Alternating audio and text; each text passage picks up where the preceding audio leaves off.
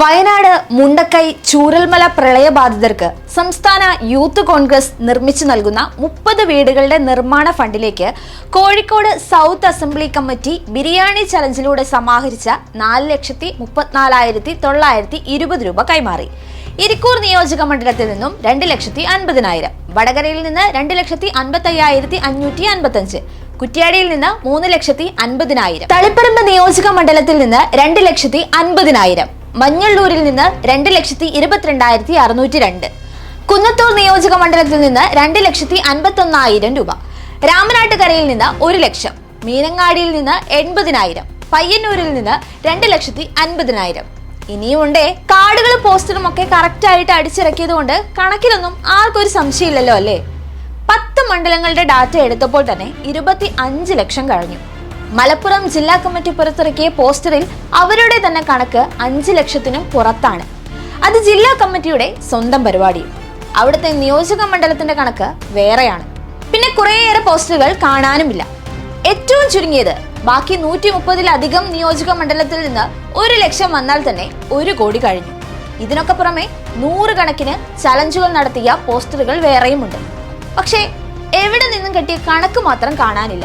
പിരിച്ചെടുത്ത പണത്തിന്റെ പകുതി പോലും യൂത്ത് കോൺഗ്രസിന്റെ അക്കൗണ്ടിൽ എത്തിയിട്ടില്ല. ആ ഒരു ധൈര്യത്തിലാണല്ലോ ഒരു 88 ലക്ഷത്തിന്റെ കണക്ക് കൊണ്ട് ഇറങ്ങിയത്. ഒരു മണ്ഡലത്തിൽ നിന്ന് ഒരു മിനിമം 25,000 കിട്ടിയാൽ തന്നെ എത്രയാകും? അതായത് 3.5 കോടി രൂപ. ഇപ്പോ 88 ലക്ഷം രൂപ അക്കൗണ്ടിൽ ഉണ്ടല്ലോ. ബാക്കിയോ?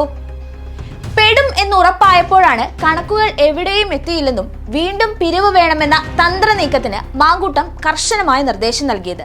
പിരിവ് തുടങ്ങി ഇത്ര നാളായിട്ടും പണം അടയ്ക്കാത്തവരെ ഭാരവാഹിത്വത്തിൽ നിന്ന് പുറത്താക്കുമെന്നും കോൺഗ്രസിലെ ഏത് ഗ്രൂപ്പിന്റെ ഭാഗമാണെങ്കിലും ഏത് നേതാക്കൾ ആവശ്യപ്പെട്ടാലും തിരിച്ചെടുക്കില്ലെന്നും ഭീഷണി വരെയാണ് ഇറക്കിയിരിക്കുന്നത്. അമ്പലപ്പുഴയിൽ നിന്ന് വയനാടിനായി പിരിച്ച പണം മുക്കിയെന്നാണ് ഒരു വിഭാഗത്തിന്റെ ആരോപണം.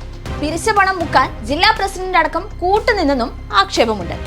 സംഘടനയിൽ ആത്മാർത്ഥമായി പ്രവർത്തിക്കുന്നവരെ കള്ളനാക്കുന്നുവെന്നും വിമർശനം ഉയരുകയാണ്.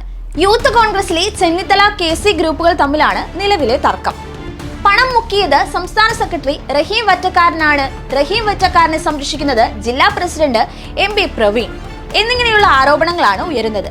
കുറ്റം നിലവിലെ നിയോജക മണ്ഡലം പ്രസിഡന്റിന്റെ തലയിൽ കെട്ടിവെക്കാൻ ശ്രമമെന്നും ആക്ഷേപമുണ്ട്. പഞ്ചായത്ത് തെരഞ്ഞെടുപ്പിന് മുമ്പേ കൂട്ടരാജി ഉണ്ടാകുമെന്നും മുന്നറിയിപ്പുണ്ട്.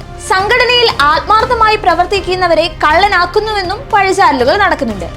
യൂത്ത് കോൺഗ്രസിന്റെ അക്കൗണ്ട് വഴി പണപ്പിരിവ് നടത്തിയിട്ട് ഇങ്ങനെ. യൂത്ത് എന്ന പേരിൽ ജനങ്ങളുടെ പണം ഇങ്ങനെ കയ്യും കണക്കുമില്ലാതെ മുക്കുന്നവർ നാളെ മൂത്ത കോൺഗ്രസ് ആയാൽ കേരളത്തെ ഒറ്റയടിക്ക് വിഴുങ്ങുമെന്നതിൽ ഇപ്പോൾ തർക്കമില്ലാതാവുകയാണ്. ചലഞ്ചുകളും പണപ്പിരിവുമായി ഇപ്പോൾ പുറത്തു വന്നിരിക്കുന്നത് 10 നിയോജക മണ്ഡലങ്ങളിലെ കണക്കുകളാണല്ലോ. ബാക്കി നിയോജക മണ്ഡലങ്ങളിലെ കണക്കുകൾ, നിങ്ങൾ കണ്ട ചലഞ്ചുകൾ, വിവരങ്ങൾ നിങ്ങളും ഒന്ന് പങ്കുവയ്ക്കൂ. ഈ കളകളിയുടെ ആഴമൊന്നറിയാമല്ലോ.